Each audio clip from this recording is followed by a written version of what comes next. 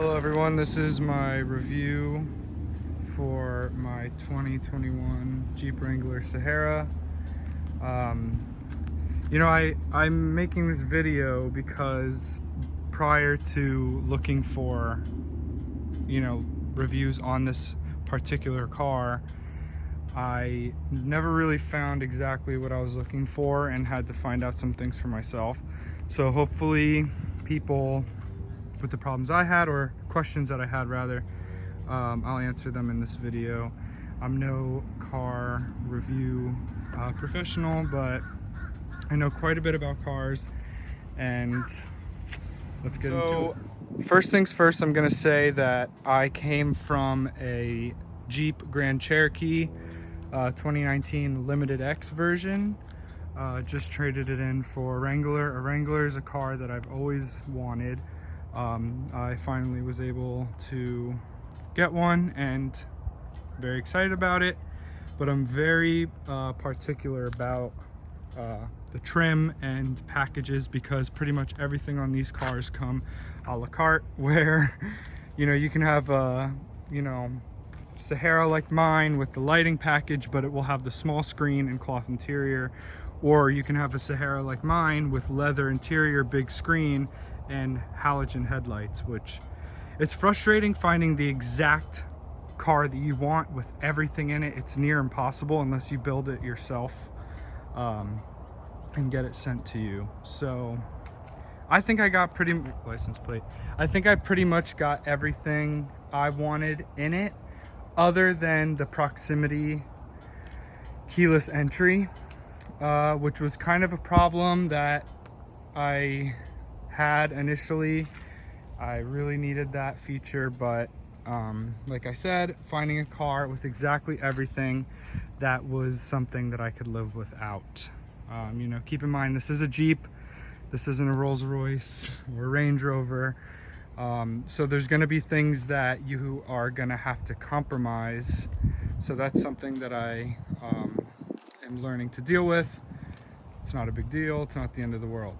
Now, also, I should start off by saying that my Jeep did not come like this. It had the traditional Sahara rims. I actually just picked it up today from a local body shop guy here in my area in South Florida. If anybody is in South Florida, I will leave his information in my description if you're interested in powder coating rims or brake calipers. That's what he specializes in. So I painted my rims gloss black. I really love the look. Now, Jeep does come factory like this on the Altitude package, but everything else is black. The emblems, the grille, the light housing, everything else is black. I prefer it like that. I like a bit of contrast with the silver. Looks a bit more put together this way, I think.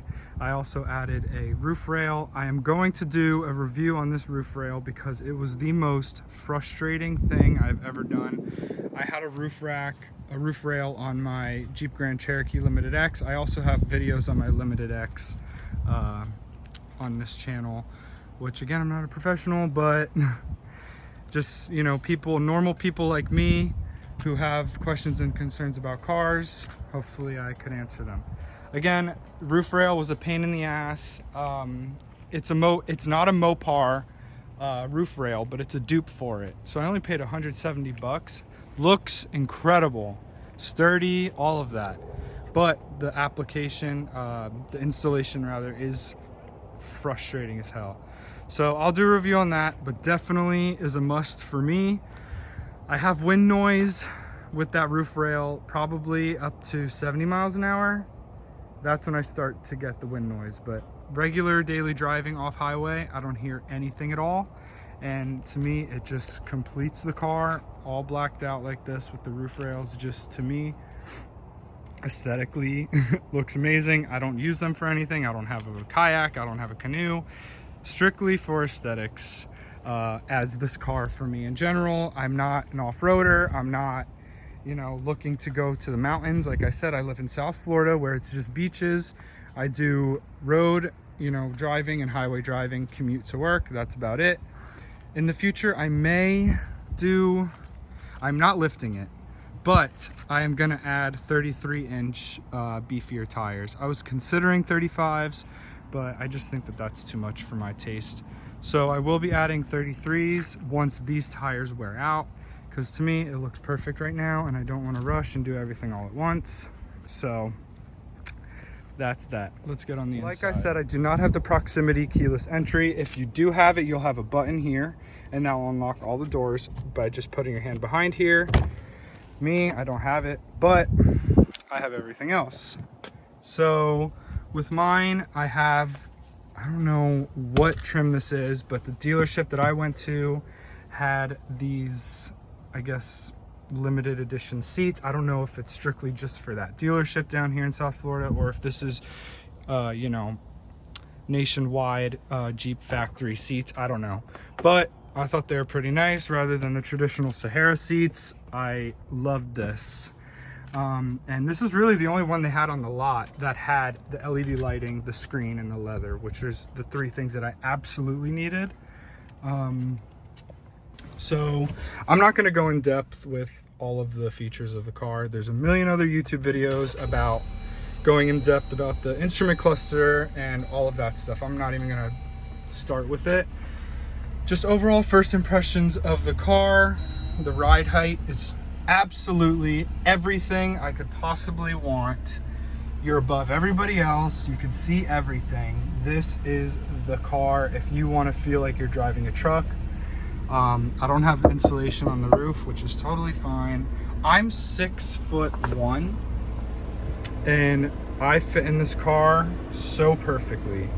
And that was an issue I've always had with cars, was the seating settings.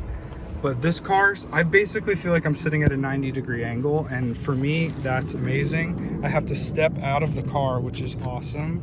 I don't have to stand up out of it. The ride height's incredible. It's just right under my hip about. So if you're tall, this car is perfect for you. For the back seat, this seat is pushed all the way back as far as it can go for me. And someone tall like me may not be as comfortable back here, but it's still, you know, my knees are touching, but you know, it is what it is. I don't have anybody tall riding back here, so. And again, you have to like jump out of the car, which I love. Nice thud when you shut the door, sounds like a vault. Back storage, you know how it is. We all know what Jeeps are like. In that sense, I'm not going to go in depth. There's the little carrier holder for the two roof panels. But these rims, gloss black, are completely changed it. But anyway, I'm somebody coming from a Jeep Grand Cherokee, big SUV, fully loaded, to a Jeep Grand Cherokee, fully loaded. It's not a Rubicon. I didn't want the Rubicon. Like I said, I live in South Florida. I'm not doing any mountain climbing, mountain driving, or anything like that. But as you can see, I have the LED lights, which to me are a must. If you're gonna have this car, you need that lighting. It's just at night with LED headlights with the rings, LED turning signals with the strip, and LED fog lights. So at night, you see 1, 2, 3, 4, 5, 6 lights coming up behind you, and they're LED. So to me, it just adds to it. But I guess that's pretty much it for now. If I think of anything else, there'll be an extra clip. But oh, I guess I should say I got the 2.0 liter four-cylinder. Train was coming by and I lost my train of thought. No pun intended.